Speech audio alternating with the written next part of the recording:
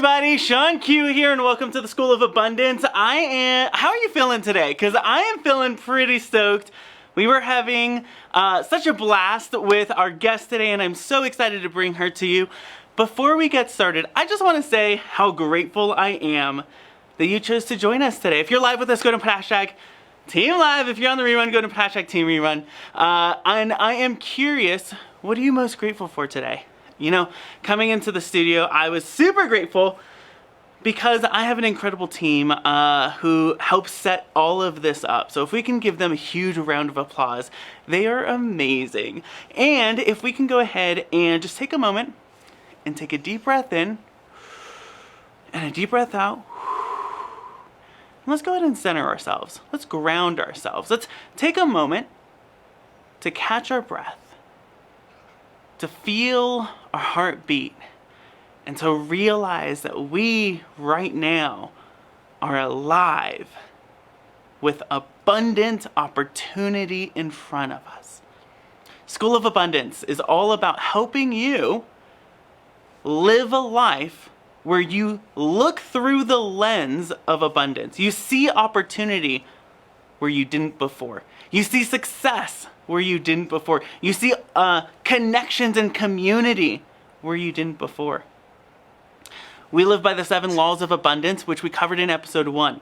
Now, if you want to watch that rerun, make sure you put that in the chat and put hashtag show me episode 1, and I'll make sure to get that to you. Now, today we have a pretty incredible guest. I'm pretty excited to bring her on because she is a teen and tween coach for girls who are growing up fierce, empowered, and capable of changing the world.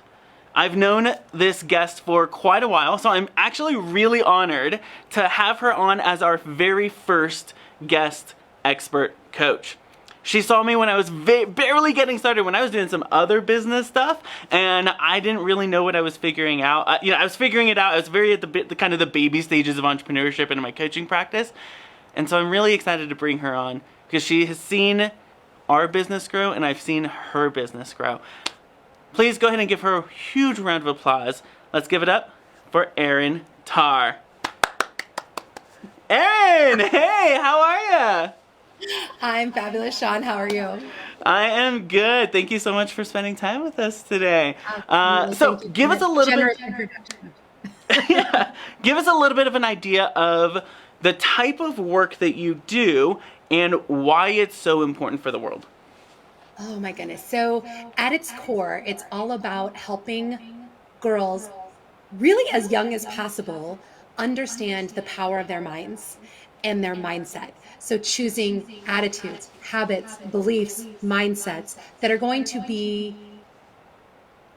productive for them both now, whether they're 8, 18, 28, or 88. So when we establish how powerful we are now, and we continue to lean into those habits and lean into those mindsets and lean into those attitudes, it can change our lives. And ultimately then the ripple effect of that is changing the world. So that's what I do.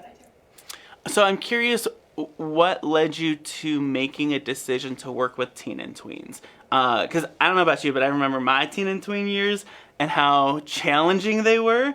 I'm curious what led you to say, hey, this is kind of the group I really want to focus in on. I am an educator by trade, so I've pretty much always worked with kids. From even when I was a kid, I would be working with kids. I would be doing little classes at church or after school programs or helping out my mom with my younger sisters and different things like that. So I've always kind of had that orientation towards a younger population.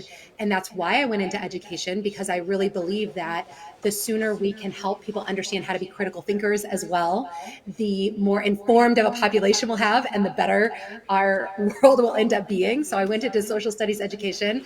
I did that for over a decade at the beginning of my career before I really thought, I love teaching history. I love helping out with schools. I love training teachers and all these things from within the system. But what I really love doing is working individually with those girls at that critical life stage. And I ended up having 3 daughters of my own, which I'm not going to lie, definitely helped weigh the scales in the favor of helping that age group at that time so that I would be better informed in how to parent and nurture and encourage my own children at that age, and then all of the children at that age. Does that make sense? Yeah, I love that. One of the things that I remember about my personal teen and tween years is how difficult it was to navigate the very adult emotions I was experiencing and the very almost like world shifting kind of drama or situations. And I'm curious how coaching has helped the women that you work with, the girls that you work with, explore and navigate and acknowledge kind of all of that work. So much of what we do is about accepting all of that and then giving tools to move through it. So recognizing no feeling that we have at this age, because we're going through a rapid period of brain growth. So when you're toddlers, you go through a really rapid brain growth development. You're figuring out the world. And then again, right between those ages of like 11 and 14, it's another huge time for brain development, which means we pretty much feel out of whack all the time, because up until the age of 10, we thought we had it figured out. So basically, it's being very accepting, helping them to have grace and understanding with themselves and others, and then giving them the tools to communicate and listen to themselves and others so that they can continue to grow in that and not get stifled by the overwhelm of that stage of life, which could be easy to do. That's so interesting. So what I'm hearing is that, you feel kind of in control as a kid, as a child, or at least the world makes sense, I think, up until the age of 10. Your parents are your parents. They're in it to support you, or at least you're the adults around you. Like, you understand the adults around you and the dynamics between that. You understand the routine. And then something shifts. Tell me a little bit more about that shift that takes place and why that point in understanding that shift is so pivotal to allowing them kind of the space to explore and identify and define who they are in that season. So a really good metaphor for this is actually the point in The Wizard of Oz when they pull back that curtain and they see who is behind all of this. That's what's happening in teen lives and teen brains at this point. All of a sudden, this curtain is being pulled back, and they're like, "Wait, the adults in my life don't know everything. Maybe they don't know anything. And now I have to rely on myself, or I have to figure it out myself, or I have to, and so there's literally this visual moment for them, maybe not in a moment, but over the course of a very brief amount of time, where they start to push back and say, well, how do you know? And what do I know? And it can be very unsettling. And so it is that moment in time that is just so precious and so wonderful, where there's still a lot of childlike wonder. There's still a lot of areas in which they just want to explore and have fun and be kids. But then there's also this sense of like, but the real world is coming at me, and there's a lot going on. And there's no other time in life where we just have this beautiful stage of natural inquiry where they can really start to formulate their own opinions, start to come at things with a sense of, this is who I am now and also who I want to be in the future. So they can really start to think of themselves as an autonomous individual, whereas prior to this, it's always been in connection with, I'm so-and-so's daughter, or I'm so-and-so's sister, or, it's very much been that way. They now have this sense of like, oh, I can be my own person apart from that. And that can be very heavy and very exciting to think about, what kind of future do I want to create for myself? And what does it take to do that? So that's very scary, though. Like that moment, at least as a new parent, we just, we just gave birth to our daughter 2 months ago from the time of taping this episode. And I am already crying thinking about her wedding, and I'm already so excited about her being a teenager and like going on trips. Like it's just going to be so exciting, and it's so emotional. I can imagine that it's very scary for parents to see the kid that they've raised for 10 years start to form their own opinions that might be different from the parents, or might be even challenging for the parents. How do you navigate between coaching the child to who they feel they want to become and exploring that with the parent who's like, well, I want them to become this, and they're going that way. Like, how do you like navigate that? So much of what I do, I talk about is being a cheerleader for the teen, being a cheerleader for the child. And that means helping the child to advocate for themselves as well. So I am not in the business of trying to change parents. However, if they follow my Instagram feed and if they watch, my newsletters and if they listen to my Facebook Lives and my podcasts, they will get a very clear picture of the type of work that I do with kids to encourage them to listen to their own bodies, to follow their own joy, and to understand that they are a unique, special, totally worthy, totally whole individual. And that often does push back against certain traditional forms of parenting. And what I love about it is the parents that I get to work with, probably 95 to 98% of them, then start to get curious for themselves. And a lot of times they get to go through this process as they're going through it with their teen of reparenting and thinking, ooh, I do remember I was really interested in this when I was a teenager and my parents dissuaded me from that. And maybe I don't want to parent the way my parents did in that specific area. Maybe I want to support my kid the way I wish I had been supported in that passion or that love or that desire and those types of things. And so parents get the opportunity in a very gentle and informal way to just absolutely embrace and love the child they have, not necessarily the child they wish they had. And then when they do that, the kids do feel so much more empowered to be themselves, to speak their truth, and to absolutely do and be their best, which, if you talk to most parents, is exactly what they want. But nobody gives us, did anyone give you a manual at the hospital? Like, here's birth through 18, the best ways to work with your child? Listen, when they let us go home, I was like, you're letting us go home with this baby? What am I supposed to do? So I 100% understand.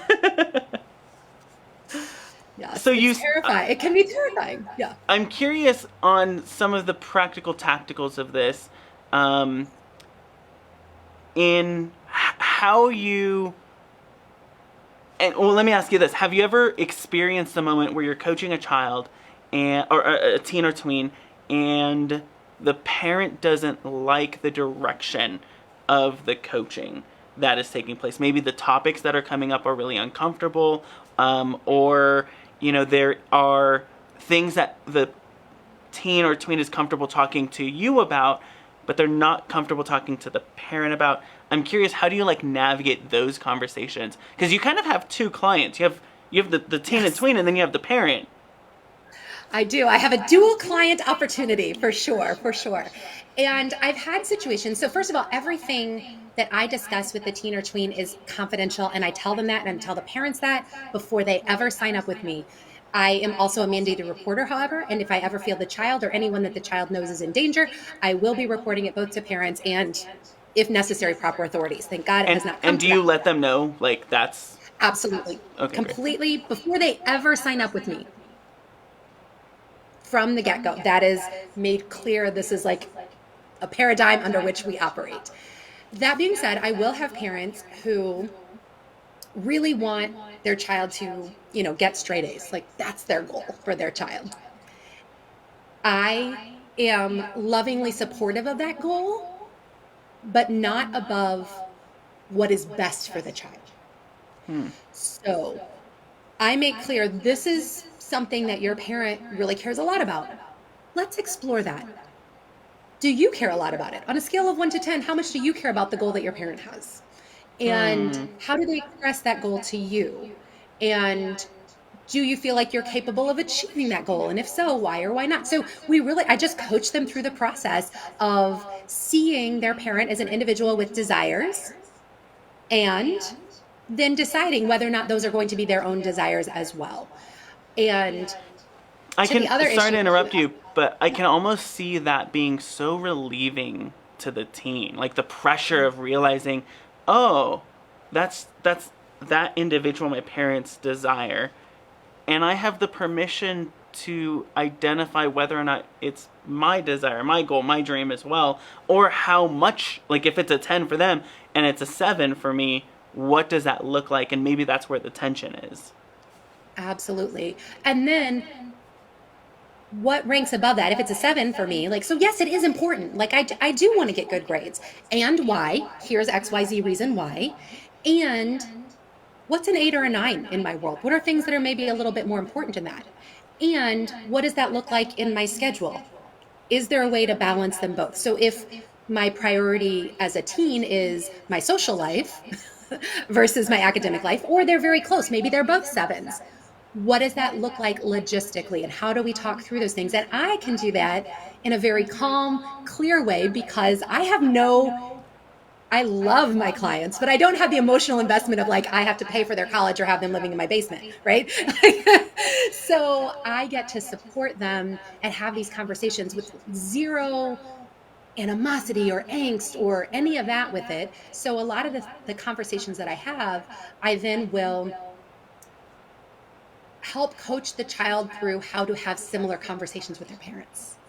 Hmm. So we'll do some role play situations, especially to your second point of if there's things that they tell me that I either know they haven't told their parent or I suspect they haven't, and those types of things I'll talk about. So if you said what you just said to me to your dad, how do you think that would go over? Like, and I get to be the devil's advocate that also supports the parent because they're like, oh, he would never listen. It would be awful. He would, blah, blah, blah. And like, okay, so that's your assumption. Let's unpack that a little bit. Is there a different way that we could say it or a different time that we could bring it up that might, oh, you cut out. So I don't know if you're there or not. I'm going to keep talking as though you are. Um, and then we'll definitely continue to unpack that. And I like being able to support the parents and also help the kids have a realistic view because I'm a parent as well. So more than once, I will say to children, teens, tweens, even adult children, well, as a parent, here's kind of where I would be coming from if I was faced with that similar situation. And it it leads to interesting conversations. Let's just put it that way. But I think that it definitely gives each of my client friends, which is what I like to call them, client friends, a new perspective on their specific situation because it's very difficult at this age to get outside of ourselves to feel like we are we are the center of our worlds, but especially at that age with the stage of brain development, we are the center of our world. And so to be able to help them understand that, oh, there's another perspective here. And I'm not saying this is right and yours is wrong. I'm just saying, oh, this is what that other perspective is. So that is something that I do. I'm still not seeing you. So I'm wondering if something happened. I think I'm going to jump over to the live stream and see if I can get to the live stream and see if I see what's going on. Yeah, let me see if I can see what's happening now. I mean, I can talk about all the things I love doing with teens and with tweens. Um, I have a book that just came out. So if anybody's interested in that, and I have some freebies. Oh, if you stay tuned till the end, there are some freebies that I will be directing you towards. Let me see. I'm seeing if I can actually log on to this event. Let's see. Here, watch live here. Let me see what I see on the watch live here. Episode 2. And we're back. Are you back?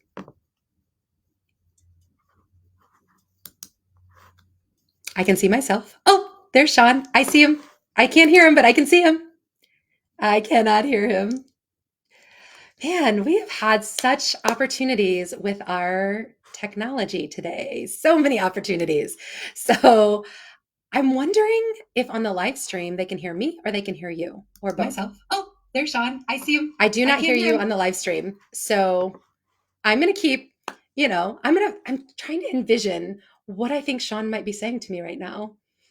He's pointing, he's smiling, talking about, yeah, just really being able to support teen and tween girls. That's what we're here to do. That's what I'm here to do. Shawn is here to support me as I support teen and tween girls, which I really appreciate. So here's my book in case you're interested. It is a bestseller on Amazon and it goes through my framework because, oh, I think I might hear Shawn. Can you Can I hear hear me you? now?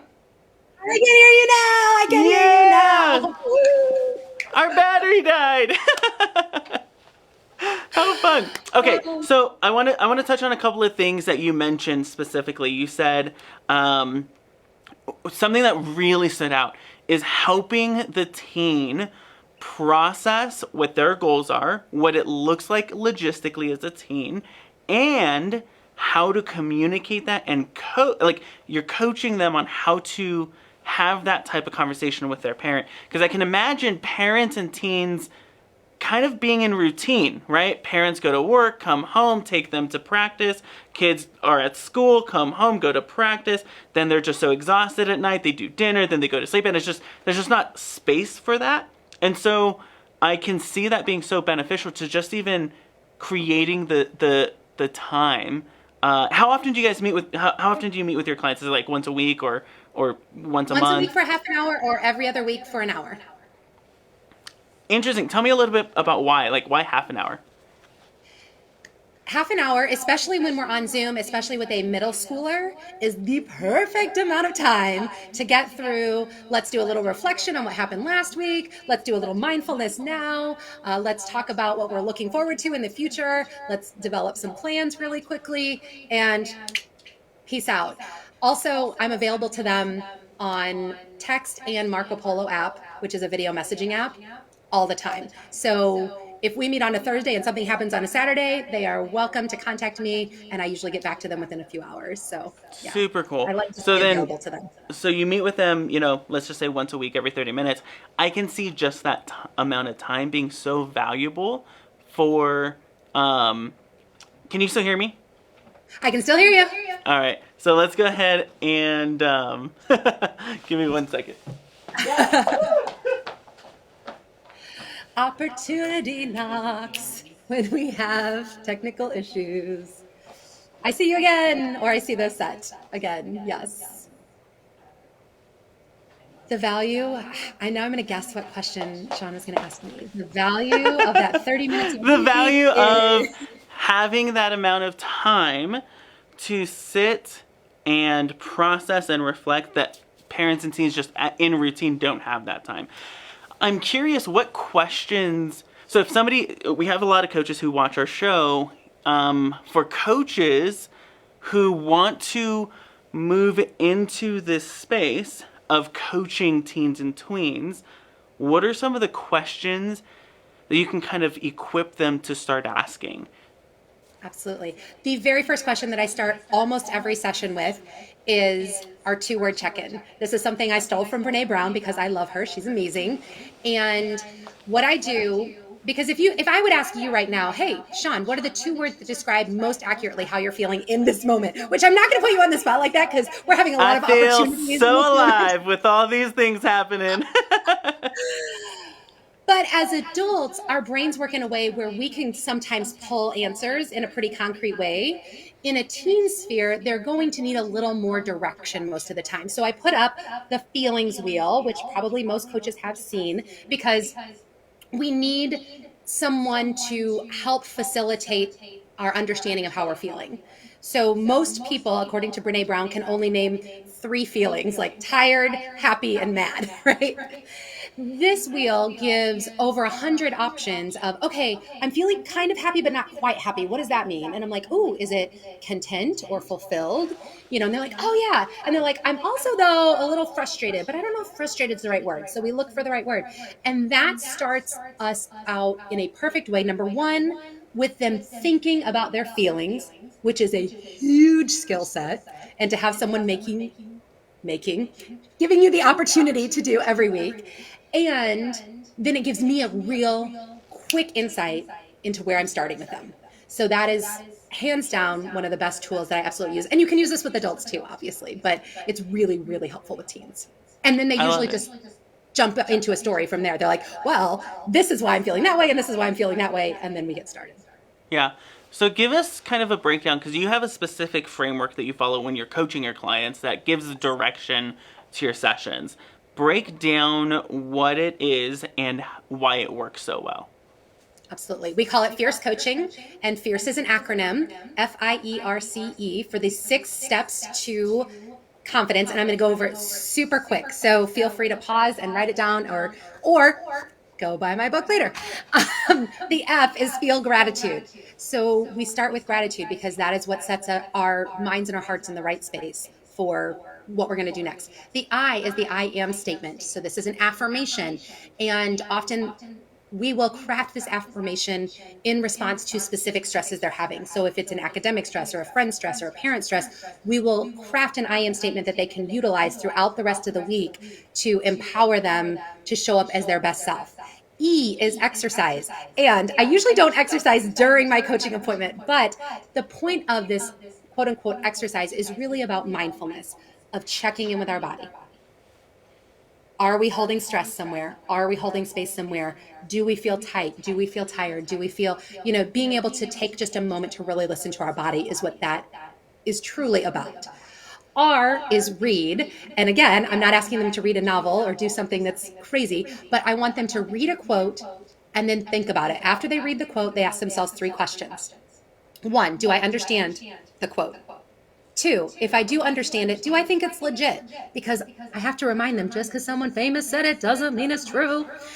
And the last question is, if I do believe it, or even if I don't, how does that impact the choices that I'm going to make today or the rest of the week or the rest of my life? Is this something that I can utilize, that I can leverage for better decisions? That's the R. C is create. I truly believe that creating every day is something that we should all be doing to tap into our own joy. So this can be anything from singing a song first thing in the morning to creating a cool breakfast to creating a cool outfit or makeup look, and whatever it is that brings joy, but just consciously creating something that brings joy. And last but not least, going out and changing the world by encouraging someone else. That's the final E. Giving a note, a text, a snap on Snapchat, if you're not familiar, to someone that encourages others. Those are the 6 steps.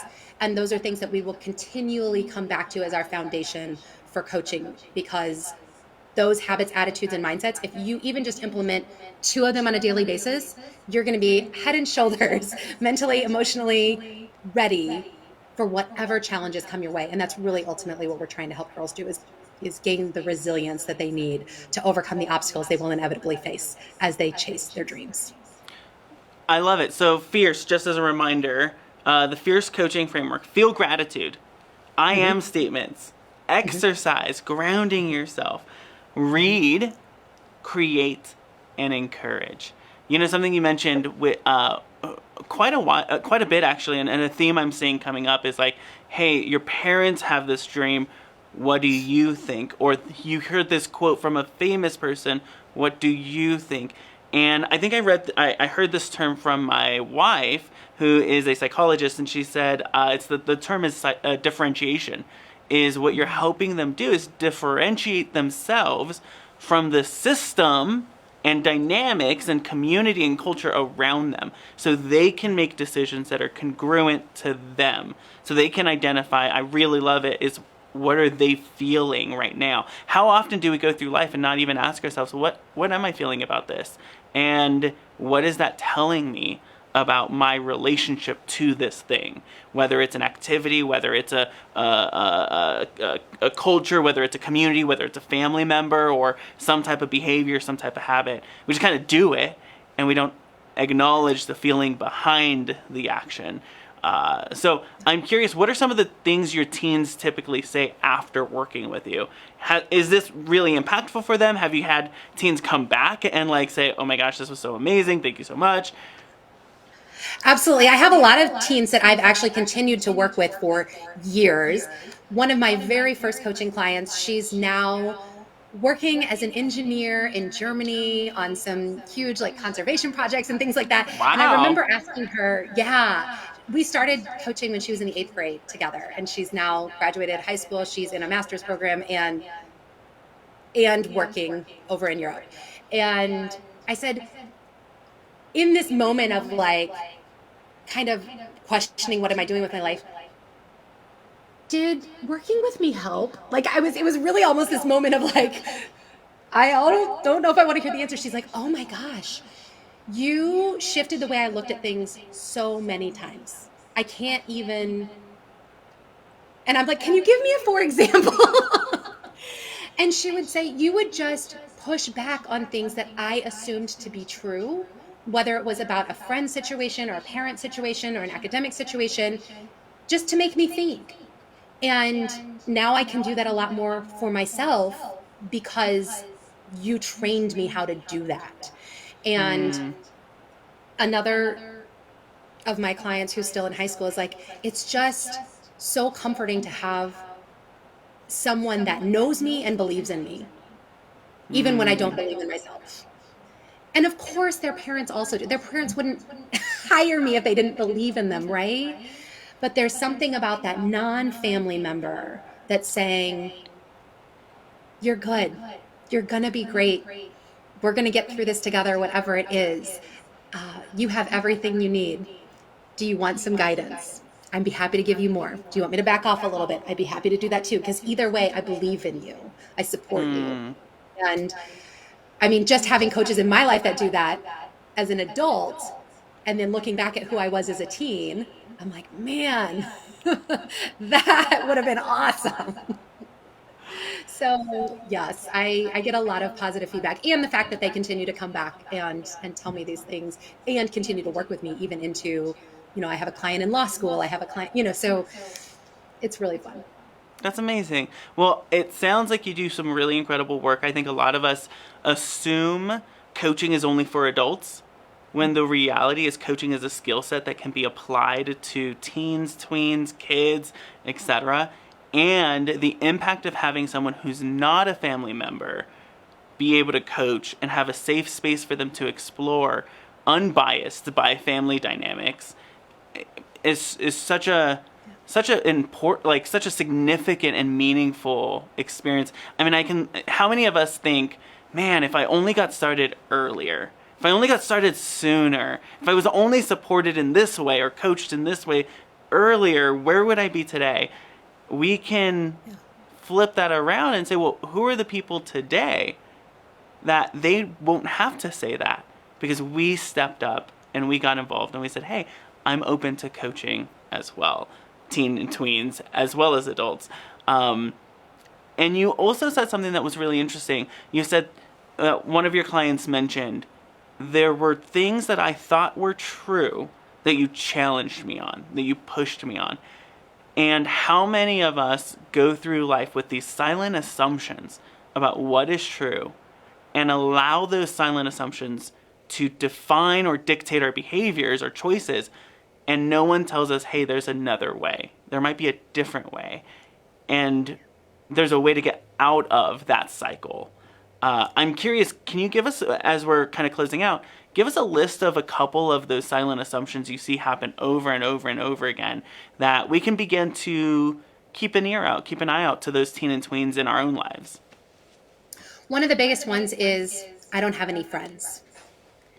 And every time I push back on it, it's like, well, say more about that. And then we start to unpack, okay, I have friends at different levels. I don't necessarily have the exact best friend that I'm wanting that looks and sounds and, speaks exactly how I want. And it's like, okay, so let's unpack that and let's figure out how to move along that. That's a huge one. Another one is I'm not smart. I mean, I can't tell you how many girls have said, well, I'm just not that smart. And we get to reframe really quickly on that one and be able to say, is it that you're not smart, or is it that this specific test was on something that you're not that interested in and you didn't prepare well for? Is that the possibility? Or is it possible that the academic scorecard that you're looking at is different from the skill set that you're passionate about? There's a lot of ways that we can look at that. Another one is that my parents just don't care. That's a pretty big one. And I'm able to, again, just question that assumption. Be like, let's unpack that a little bit. But they're all carrying around, especially the I'm not smart one. There's a lot of variations of that. I'm not worthy. I'm not talented. I'm not unique enough. I'm not good enough. I need to be the best. Ooh, that's a dangerous one. I need to be the best at something. Do you though? And what would that look like? And if you do, like, let's unpack that and see what you can become the best at. And then if you'll really feel, if you became the best at that, that's really what you wanted, So there's just lots of, there's lots of that. Ultimately, at the end of the day, I think it's a lot of feelings of unworthiness and feelings of being left out, not being included. And regardless of where my client is on the social ladder, they have a lot of the same feelings. So it's not a matter of it's not a matter of if they're the jock or the brainiac or the theater kid or the whatever. If they appear to have a lot of friends or they appear to have no friends, there's a lot of those underlying feelings that, man, let's get those rooted out while our brains are still developing so that we can just soar. That's the idea. That's amazing. What one piece of encouragement, and we'll end with this, what one piece of encouragement would you give to a coach who wants to work with teen and tweens, or even a teen or tween who's watching this? Maybe a coach is saying, hey, teen or tween, watch this with us. What kind of encouragement would you give them? I would say if you're interested in working with teens and tweens, do it. Because one caring adult, Josh Shipp actually has this quote, every child is one caring adult away from success, basically, regardless of who they are, where they're at, where they're coming from.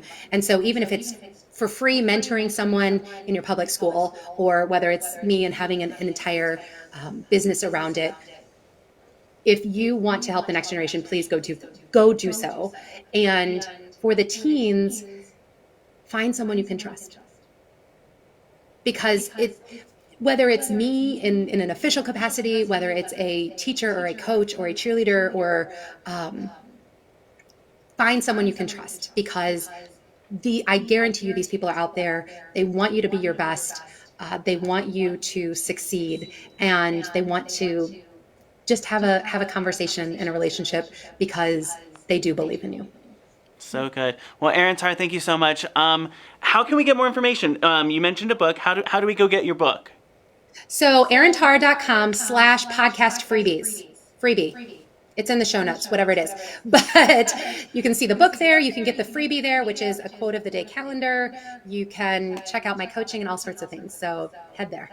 So good. Thank you so much, Erin. I appreciate your patience as we figured out all the tech fun and all of the insights and gold nuggets. I think if anything I'm taking away, recognizing that even teen and tweens need space to differentiate, to identify what they're experiencing, and to have someone who deeply cares about them, who is just a safe, non-judgmental space to say, hey, you can reveal and share anything. I'm here to help you. So good. Thank you so much, Erin Tarr. Everyone, give her a huge round of applause. Way to go. Thanks for having me, Shawn. So if you are like, oh my gosh, I need to have more of this abundance training, I need to have more coaching training, I want you to sign up for our Abundance Summit. Our summit is coming up, and you are going to be able to get all of the information by going to abundancenowsummit.com. We're going to have incredible speakers who are going to show you additional ways to coach, who are going to show you additional ways to build your coaching practice, and who are going to show you the mind, brain, and body connection when coaching someone into abundance, when creating abundant breakthroughs in their lives. If you're interested, go to abundancenowsummit.com. You'll be able to sign up. I'm ShawnQ, your host of the School of Abundance, and I cannot wait to see you next week. Thank you so much for all of your patience as we figured out all the tech fun. You are amazing. Remember, you have the power to change the world with just one question that shifts the way people see the world. Go ask that question, go change the world, and I'll see you in the next episode.